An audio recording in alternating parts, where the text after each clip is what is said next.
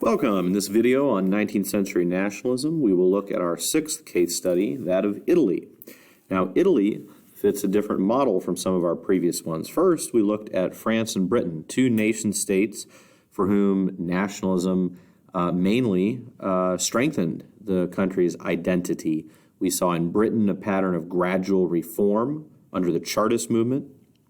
In France, we saw a series of smaller revolutions leading to new monarchs and also to democratic reform. In the Ottoman Empire, Russia, and Austria, we saw subject nationalities seeking to break away from a multinational empire. Now we transition to Italy and Germany, where there were already multiple city-states or small subnational states that, with the appeal of nationalism, sought to create a nation-state or a united Italy. So, pre-nationalism, Italy had a series of city-states. You had Piedmont, Sardinia, Venetia was part of Austria, Lombardy, Tuscany, the Papal States, and then the Kingdom of the Two Sicilies, which was Sicily and Naples, and many others were present in Italy.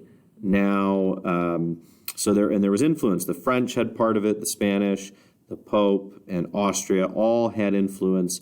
And to the Italians, they remember being a strong power during the Renaissance. But now the small city-states of Italy have been eclipsed in their power. And similar to the Ottoman Empire, they had been bypassed by the trade across the oceanic trade of the European kingdoms that started in the time of Columbus. In the 1848 revolutions that swept across Europe, a man named Giuseppe Mazzini, featured here in his old age, but at the time was the member of a group called Young Italy. They wouldn't allow anyone over the age of 40, I believe, at the time, to even join. And they were a revolutionary group calling for one independent, free, republican country of Italy. And actually, they were temporarily successful.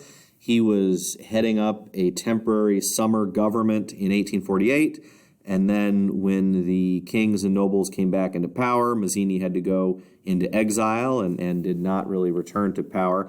But he is considered an early reformer in Italy, someone who was a revolutionary and a radical who wanted that type of power in Italy. In this period, it becomes common to call for risorgimento, a resurrection of the glory of the Roman Empire, the glory of the Italian Renaissance, that they want Italy to compete with the great powers, that Italy used to be great and they want it to be great again, risorgimento. In other words, a sense of to make Italy great again. They used to be great, now they're not. They want to be great again. Risorgimento, a resurrection from death to life. And so again, his temporary government was actually crushed in 1848 after that temporary crazy summer. Now, a country you probably haven't heard of, but is very influential in Italian unification, is this kingdom of Piedmont, Sardinia, the island here in this part of Italy, which is one of the more populous, wealthy, mercantile, industrialized parts of Italy, really the whole top here, Lombardy and Venetia also. But this is the real breadbasket of money-making, populous, and powerful Italy. And this part and the island of Sardinia are ruled by the ruling family of King Victor Emmanuel II. His prime minister, featured here, is King Victor Emmanuel. Here's his prime minister, Count Camillo di Cavour. And using a combination of diplomacy and war, they're able to expand Piedmont's power. And so gradually, they begin taking over other areas. So as you see in 1859, they annex Lombardy. And eventually, they fight, we'll see how they ally with France and fight a war against Austria, and they take over Venetia. But basically, over the course of 1859 and 1860, several of these other northern Italian city-states, through war and negotiation, are brought under the umbrella of Piedmont, Sardinia. Now, in the South, Giuseppe Garibaldi and his 1,000 red shirts were, and this is Garibaldi here in his red shirt, were a group of prominent revolutionaries who sought to overthrow the Spanish Bourbon princes. The Bourbon king, the Bomba, had 150,000 men, but they were mostly mercenaries and just sort of unreliable men who were not really tied to him. And when Garibaldi arrived, a bunch of the Bomba's soldiers melted away. A lot of the locals rose up to Garibaldi, and the Bomba fled.